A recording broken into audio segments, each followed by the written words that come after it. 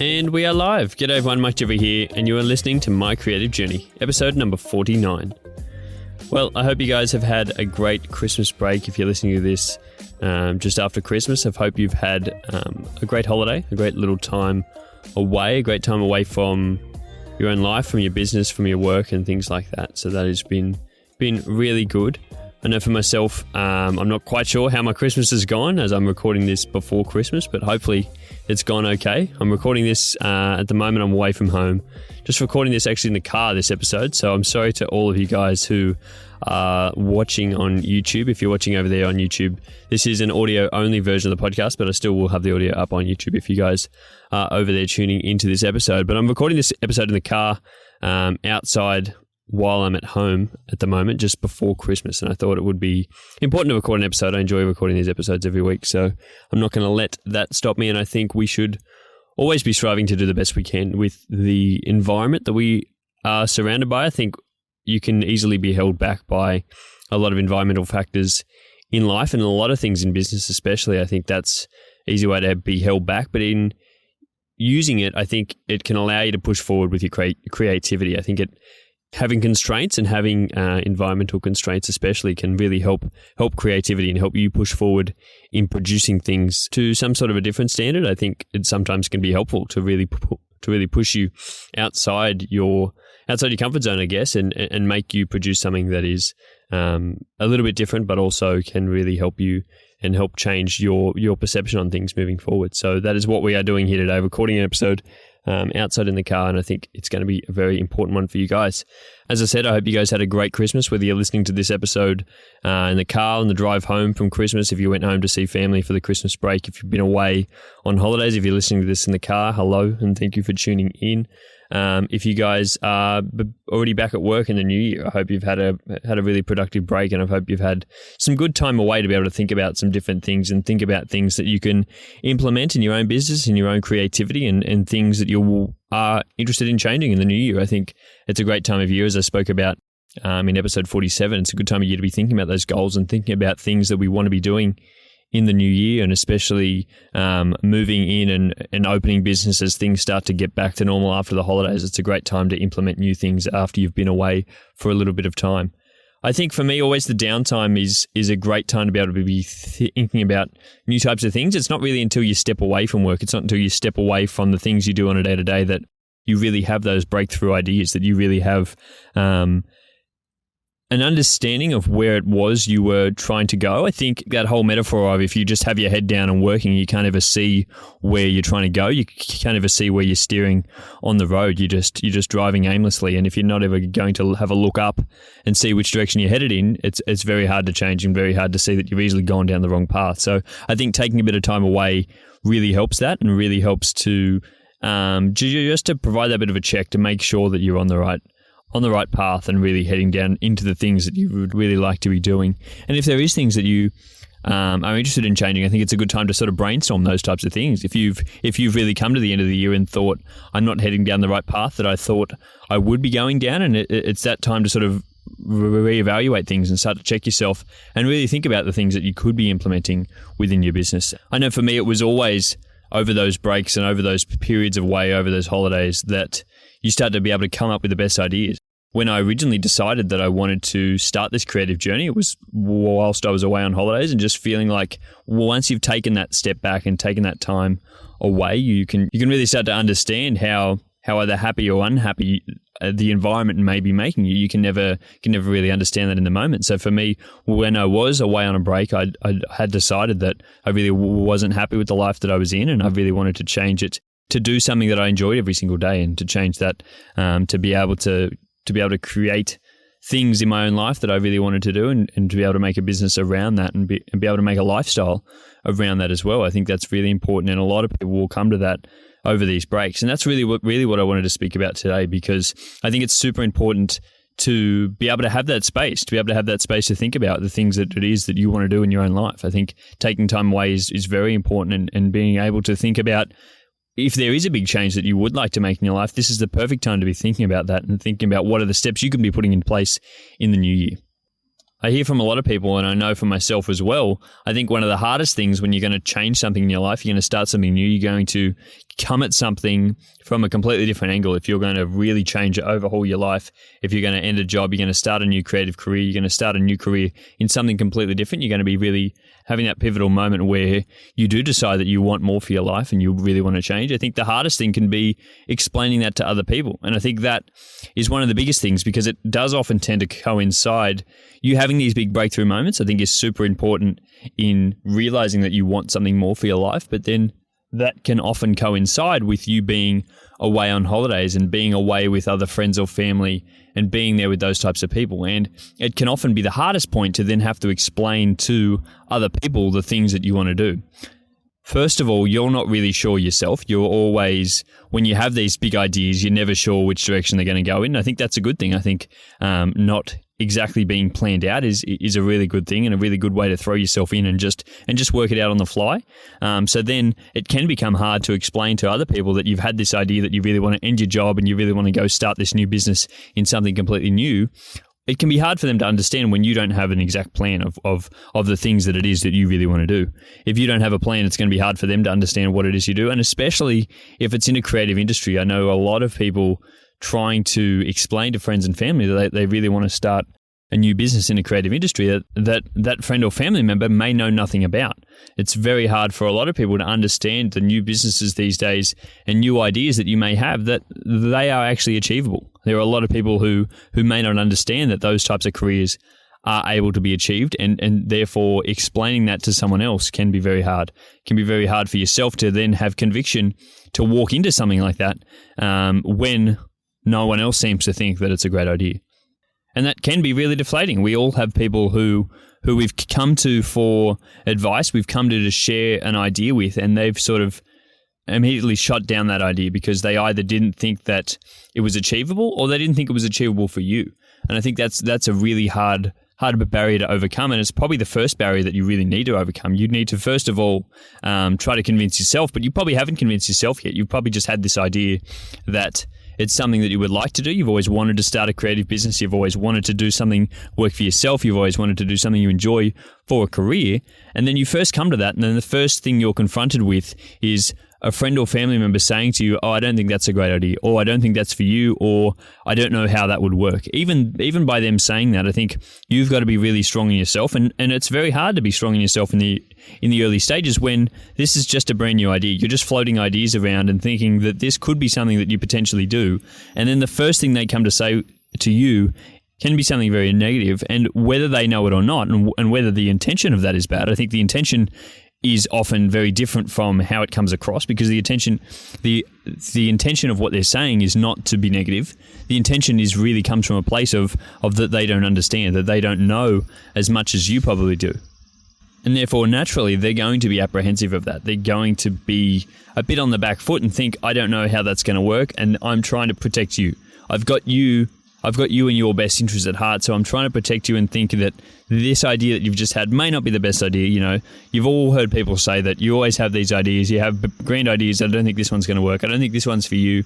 I don't think there is anything in that." And that can be really detrimental to someone, especially if you're not strong on your conviction, especially if this is the first time you've had this idea, especially if you've just gone through a year where you weren't happy in a job, you weren't comfortable, you weren't enjoying the things that you're trying to do in life, and you then turn around at the end of the year in a breakaway and think that maybe next year's my year. Maybe next year is the year where I can really turn things around and really start something that I really enjoy in life.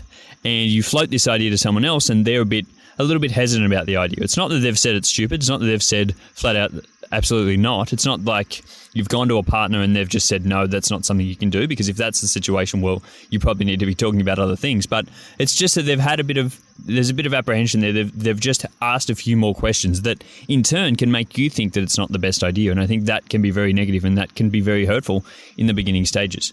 A few of the questions that you'll often hear, and I think the first one, the real major question that a lot of people will ask, especially when you give an idea to start a new business, when you start a new creative idea, they'll say, "Where's the money in that?" I think that's the first question for a lot of people, and I think it may be an older generational thing, but I think there's a lot of people in the younger generations that still have that issue. And of course, we all need to be able to survive. We all need to be able to make some sort of money in our own lives, but that is always the first question, is where is the money in it? And I think a lot of people especially find it hard to understand that you may not be in it for the money. There's so many creative people out there who don't start for the money. They're starting because they would like to do something in their life that they really enjoy. They want to do something that brings them happiness on a day-to-day basis. And I think that should be treated as a positive thing.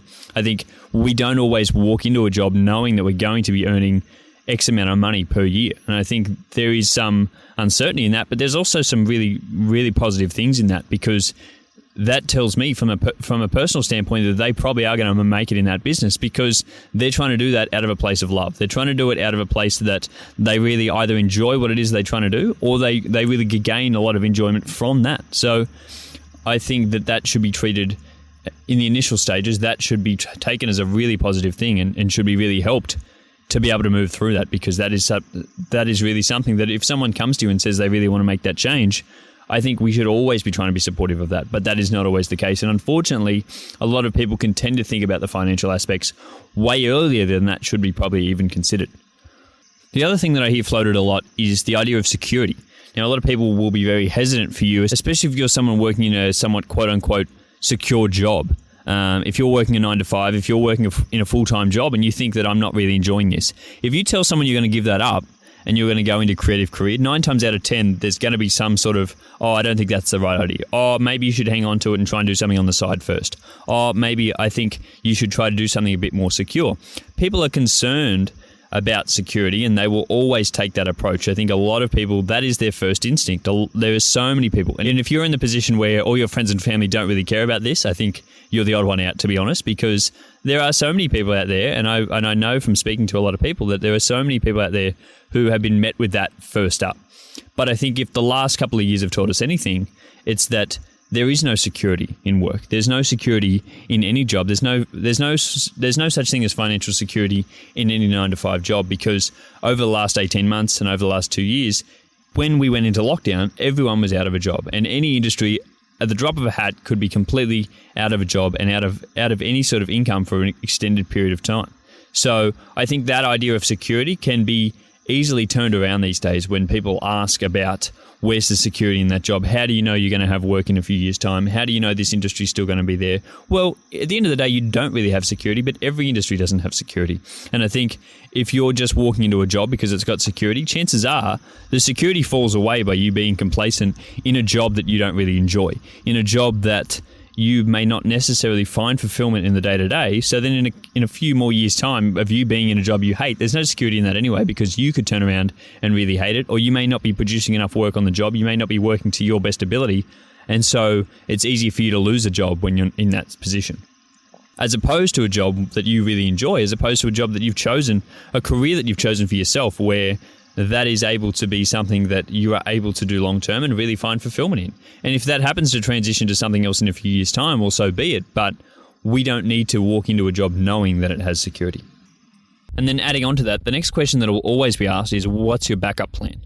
People always want to know what your backup plan is. People always want to know that there's some sort of security on the edge there if all else does fail. And I think it's good to have a backup plan. I think it's great. But the ideal backup plan that everyone wants you to have is that, I can go back and I can always work a job here. I can always go back and get a job here. It doesn't necessarily mean that your backup plan is you will go from one creative career to another.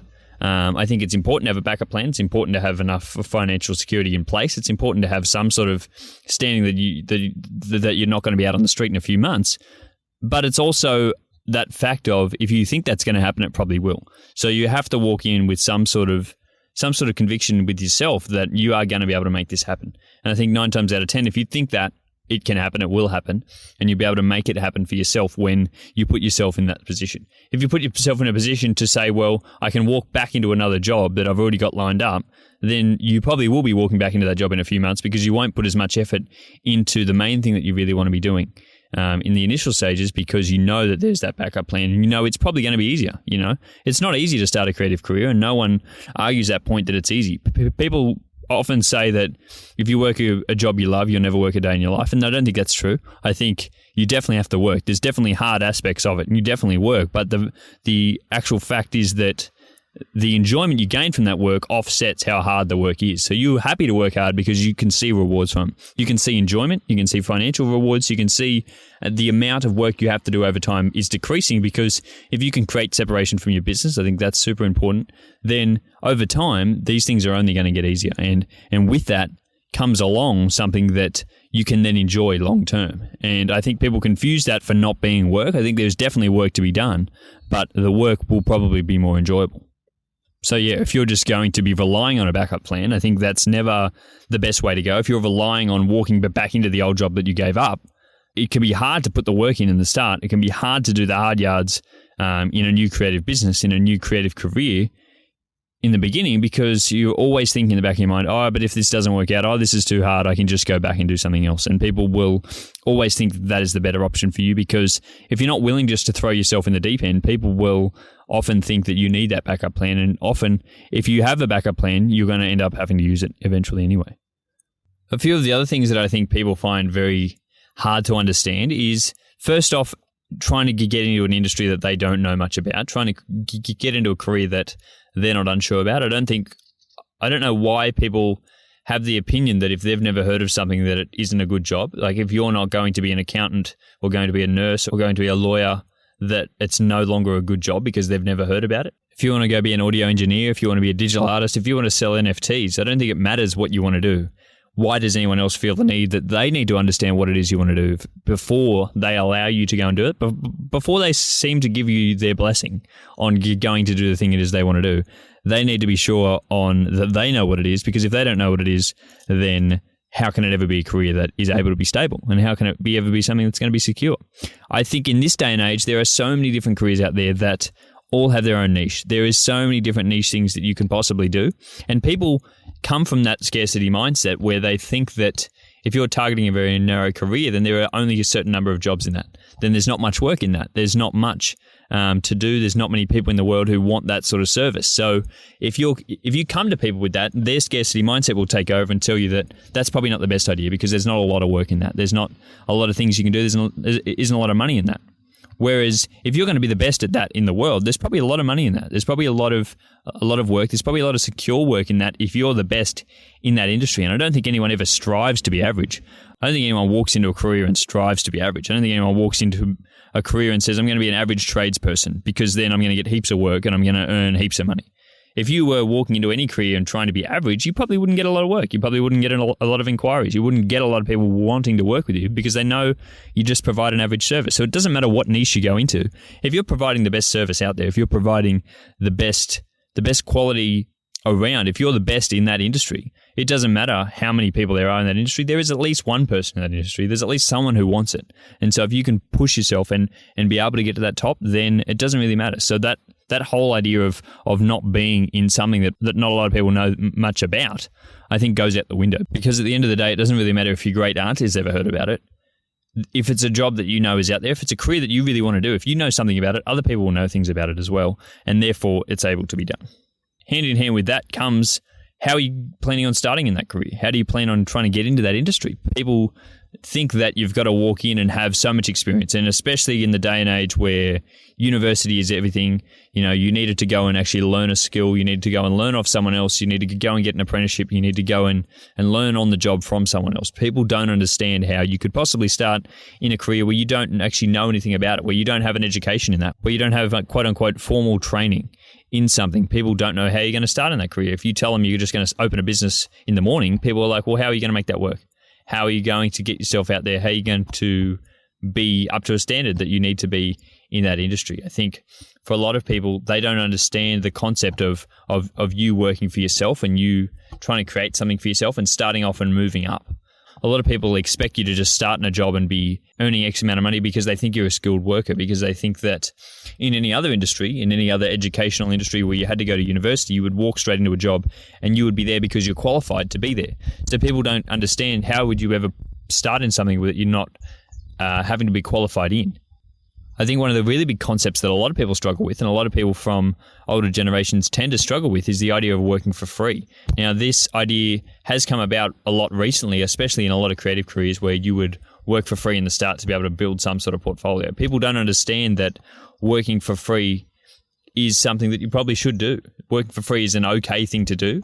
A lot of people tend to think that if you're providing someone a service, then they should be paying you for that service. Well, they probably shouldn't be paying you for that service if they don't know what service it is you're going to provide. If you've never provided this service before, if they don't know what they're getting themselves into, then why would I want to pay them for that service? Because at the end of the day, they're taking some sort of risk to allow you to do that work for them. Especially like myself as a wedding photographer, people are choosing to have me there at their wedding when they don't know how I'm able to perform. They have never seen me perform at a wedding before.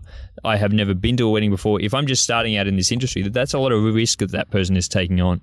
That's a big thing for someone to allow me to be there on that day. So the fact that I would charge them for that, the fact that I would even contemplate charging them for that is crazy for me, because that's never something I've done. I don't have any proof of work. I don't have anything that I can show them apart from just me handing them my good word. I don't even know that I'll turn up there on the day. So they don't know that, and why the hell would I charge them for something that they don't know if I'm able to provide? So that idea that you need to probably work for free in the beginning, you need to be able to do work. If you're not enjoying the work, then of course you're not going to work for free because you don't enjoy the work.